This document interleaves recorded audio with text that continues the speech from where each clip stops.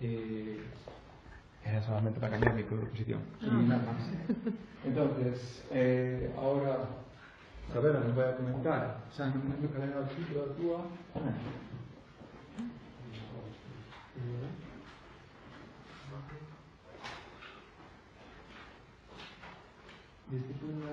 No, é do planeamento, bueno, non tiña adiante. Sí. Bueno, antes de nada quería agradecerlle a organización das xornadas que me convidase a participar aquí. Eu vou intentar conxugar de forma o máis sinxela posible o problema da estrutura da propiedade e a xestión urbanística, non?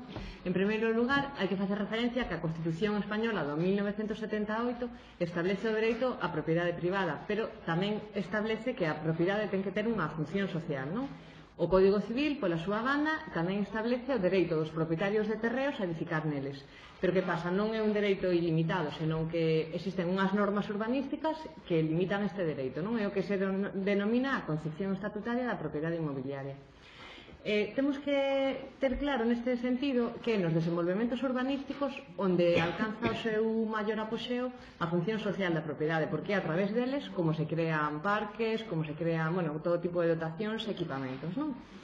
Neste sentido, antes de nada, temos que distinguir entre o que se denomina coloquialmente licenzas directas, que son os solos urbanos consolidados ou solos de núcleo rural, ambos coa condición de solar, no que se pode edificar simplemente o mellor cunhas obras de urbanización menores, como por exemplo arranxar un pouco a beira rúa adiante ou algunha cousa menor, e por outra parte os terreos nos que sí poden ter lugar desenvolvementos urbanísticos, que serían o solo urbano non consolidado, o solo urbanizable delimitado e non delimitado, en algúns casos concretos o solo de núcleo rural. Para analizar a problemática da estrutura da propiedade en relación á xestión urbanística é preciso, dende o meu punto de vista, facelo dende o dereito civil e fiscal por unha banda e o dereito administrativo e concretamente urbanística por outro, non? No que atinxe o dereito civil temos que ter claro, bueno, aparte de que lóxicamente partimos dunha estrutura minifundista en Galicia que se debe a moitas razóns que, bueno, agora non son demasiado longas, non, como para explicar aquí, pero ademais hai un problema engadido, o tema das parcelacións urbanísticas, que son os cadernos particionais privados nos que se documentan as herdanzas. É dicir, estes cadernos particionais privados non acceden nin ás notarías, bueno, podense protocolizar notarialmente, pero o problema é cando non acceden á notaría, polo tanto, non acceden ao rexistro da propiedade. Que pasa? É unha forma de realizar parcelacións urbanísticas fora da legalidade, porque non existe un fedatario público que controle a legalidade, o sea, a solicitude, vamos, a concesión dunha licencia municipal de parcelación, e tradicionalmente se veu facendo tamén por outros motivos, como, por exemplo, intentar a prescripción do imposto de sucesións e doazóns. Por sorte, hoxe en día está sendo cada vez máis obsoleta esta práctica e a xente xa entende que ten a obriga de ir a un notario e a un registrador. Esta tradición que dificulta o acceso ás fincas ao rexistro da propiedade tamén ten outro problema, é que no noso sistema xurídico non é obrigatoria a inscripción no rexistro da propiedade dunha parcela. Nese sentido non están incumplindo a lei, pero sí é obligatoria a inscripción no catastro. E que pasa? Que en estes casos tampouco se accede ao catastro. O catastro sabemos que depende do Ministerio de Facenda e de Administracións Públicas e ten unha finalidade fundamentalmente fiscal, pero é moi útil para a xestión urbanística e tamén para outras materias como a prevención de incendios, por exemplo. No catastro temos que ter claro que o catastro pode ser urbano ou rústico. O catastro urbano comprende as fincas clasificadas urbanísticamente como solo urbano consolidado, solo urbano non consolidado e solo urbanizable delimitado. E o catastro rústico comprende as fincas clasificadas urbanísticamente como solo urbanizable non delimitado e solo rústico. O solo de núcleo rural non ten un criterio moi homoxéneo. Que pasa? En relación tamén co que comentaba José María un pouco do IBI, sabedes que o IBI, o imposto de bens inmobles, basease na clasificación que o catastro fai. O IBI terá natureza urbana se as fincas son catastro urbano, ou terá natureza rústica se o catastro é rústico. No ano 2008 aprobouse o texto refundido da Lei do Solo Estatal. Esta lei establece dúas situacións básicas de solo, o urbanizado e o rural. En base a esas dúas situacións establecense as valoracións, por exemplo, para a expropiación sobre todo tipo. Quizáis o catastro, para o que comentabas ti, sería útil que se adecuase a esta nova situación para evitar o que distique, pois que moitos propietarios estén pagando por un solo urbano cando en realidade o mellor é un solo urbanizable delimitado.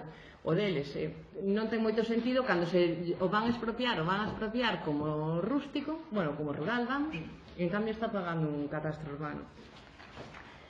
Vamos a ver, as parcelas clasificadas como solo urbano non presentan moitos problemas porque están suxeitas ao pago do IBI de natureza urbana.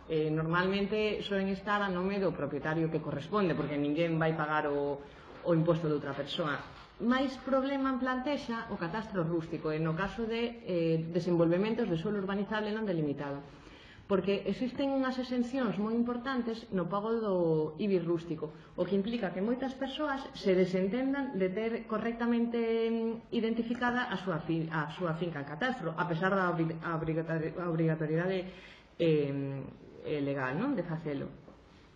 A min paréceme que unha solución para corrixir este problema e que causa moitas disfuncionalidades no desenvolvemento urbanístico é modificar a Lei de Protección de Datos neste sentido é propiciar que a sede electrónica do catastro ofreza a toda a cidadanía a información que solo facilita mediante certificado digital.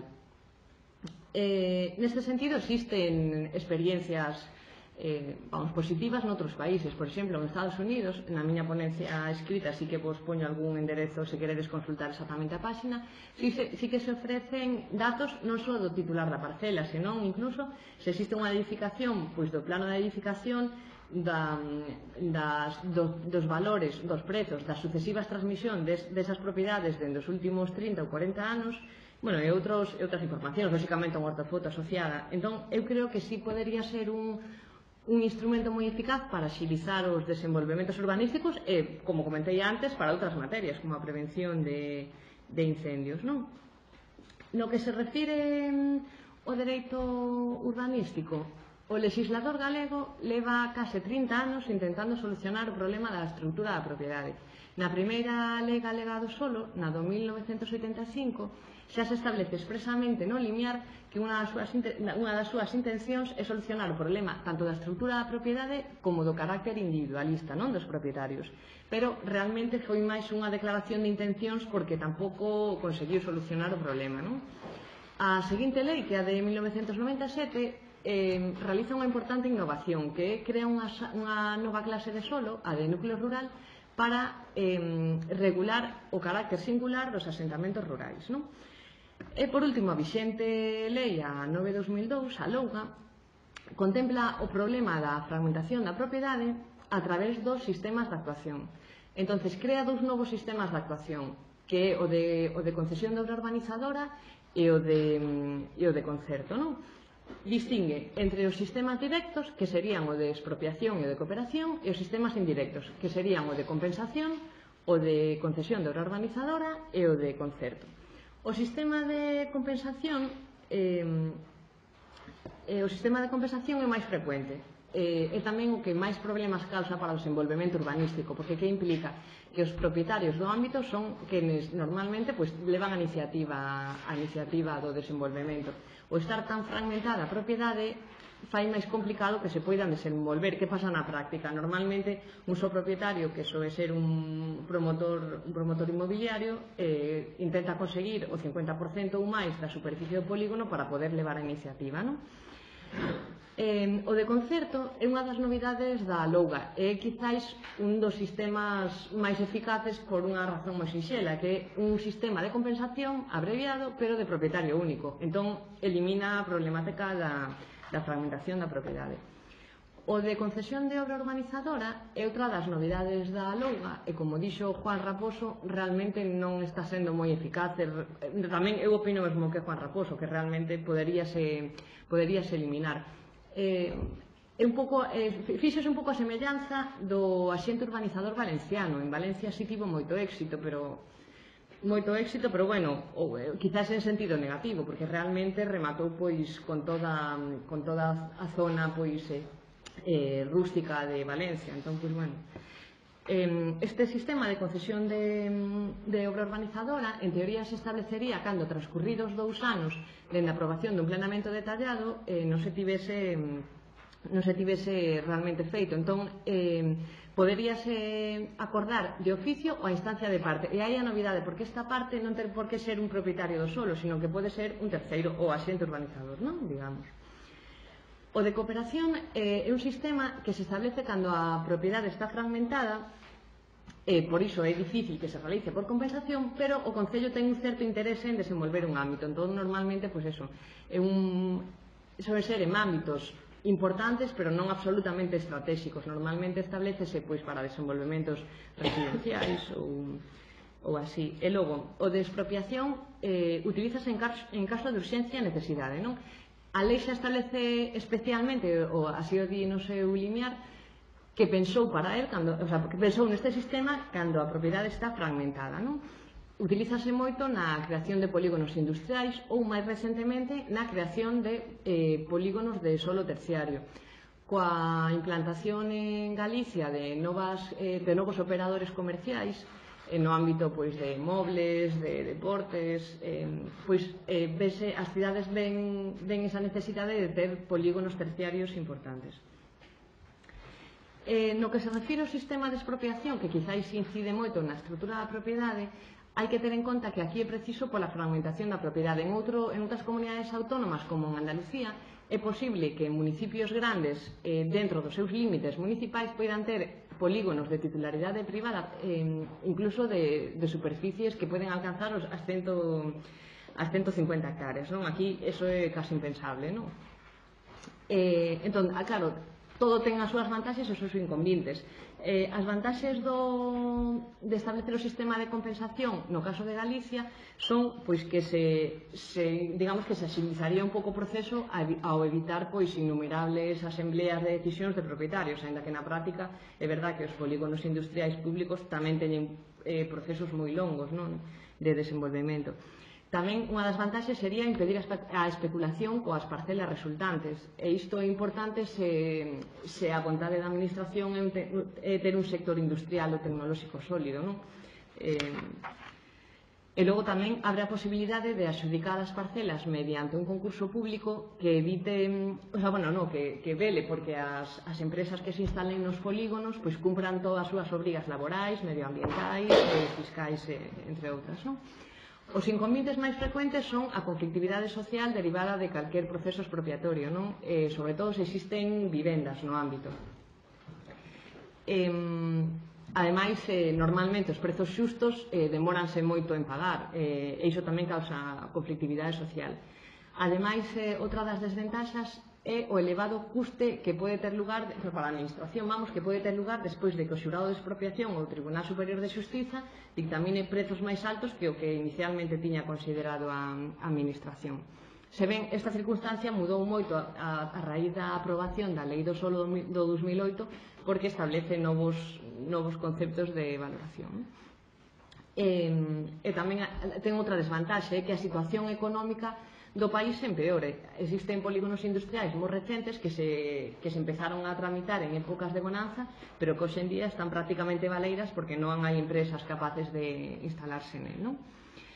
En canto ás innovacións tecnolóxicas, que era outro dos puntos que motivan estas xornadas, existen concellos como o de Oleiros ou de Culleredo, cuxos plans xerais, ainda que están, non sei se están en tramitación, algún de Culleredo me parece que está en tramitación, están baseados en sistemas de información xeográfica combinados coas fontes tradicionais polas que concebimos os plans xerais, é dicir, o plan tradicional e a normativa, os planos tradicionais e a normativa tradicional. Entón, isto facilita moito a consulta. Tamén é verdade que eu, por exemplo, voto en falta un pouco que ofrezan máis información, como que comentei antes, como a identificación da titularidade das parcelas.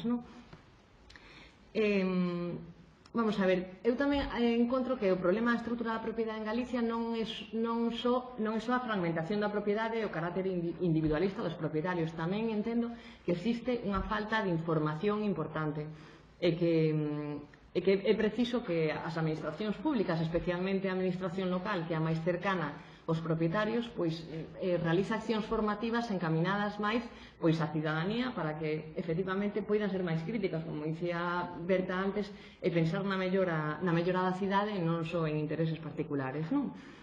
Así tamén, por exemplo, atopo con unha das problemáticas nos desenvolvementos urbanísticos é o tema dos realoxos, que quizáis non exista un protocolo homoxeneizado en toda Galicia para solucionar este problema que tamén é unha causa de tensión social. Vale, pois moitas gracias. Cando digo así non é de quixeras de cortar, non que 2 minutos. Bueno, non, son unha cousa, non sei se os temas prácticos, un pouco de debate os comentamos. Eso era que se iba a preguntar. Comentas algún caso como... Sí, un pouco para debatir, comento brevemente. No, pero non necesito, non vou necesitar, o comento simplemente. Vamos a ver, como vos comentaba antes, o tema dos polígonos terciarios, que hoxe en día é casi unha necesidade de todos os municipios. Propóñovos como reflexión un caso en Vigo, denominado Porto Cabral, urbanísticamente o sector denomínase Liñeiriños, é un suelo urbanizable delimitado de 1,5 millón de metros cadrados, respecto ao cal, recentemente unha empresa de capital británico interesouse por desenvolver un tercio deste ámbito, 500.000 metros cadrados. Destes 500.000 metros cadrados, 300.000 pertencen a un monte veciñal en Mancomún. O sistema de actuación fixado polo Plan Xeral é o de expropiación.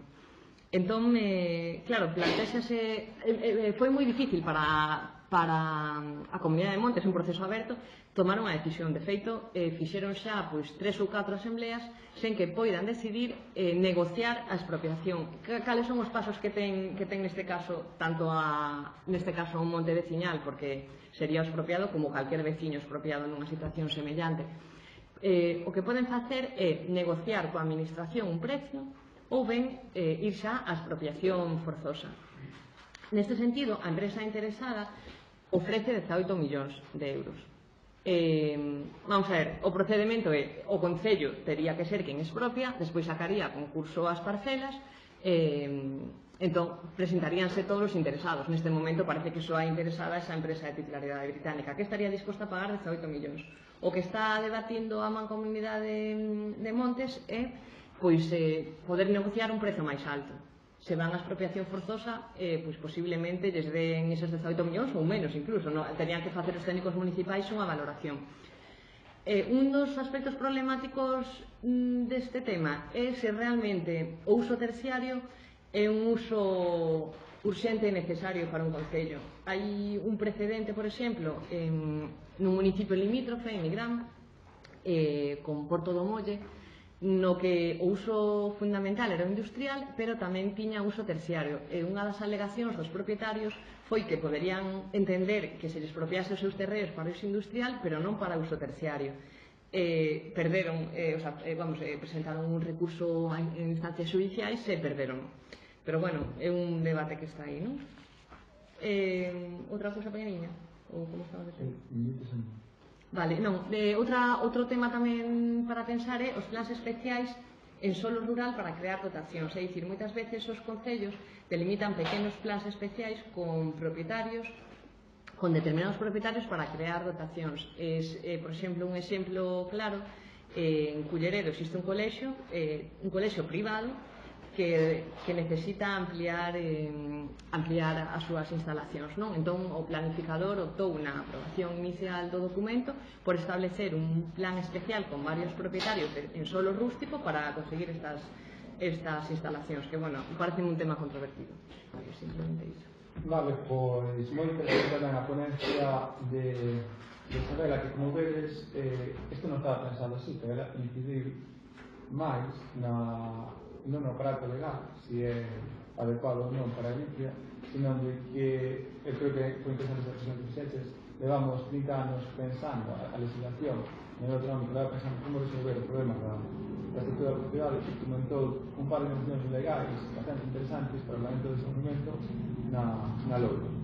Entón, eu, se vos digo a verdade, non sei quen de vos ten máis razón, se realmente é o un marco jurídico ineficaz, se é título da propiedade, eu, a pesar de que o penso e o repenso, non son capaz de topar unha resposta. Cal é? Son as dúas, a mellor máis unha, máis outra, non sei. Entonces, o que imos facer agora é, pois imos a tener en 4, o sea, que non estáis sentados, porque non temos moito tempo, en grupos de 4, vos sentáis así, vos viráis adiante para atrás, e atrás que andan para adiante, e nun posit que vos van a dar, apuntaréis algúns exemplos, como os que nos explicaron Berta e Isabela, que coñezáis e que poden ser sintomáticos dunha explicación ou doutra. Quero dicir, algúns os veréis como máis relacionados coa tramitación de propiedade, que impediu alcanzar certos objetivos no planeamento, e outros veréis máis relacionados con, bueno, aquí realmente o marco jurídico non era aceptado e foi o que nos impediu alcanzar esos objetivos.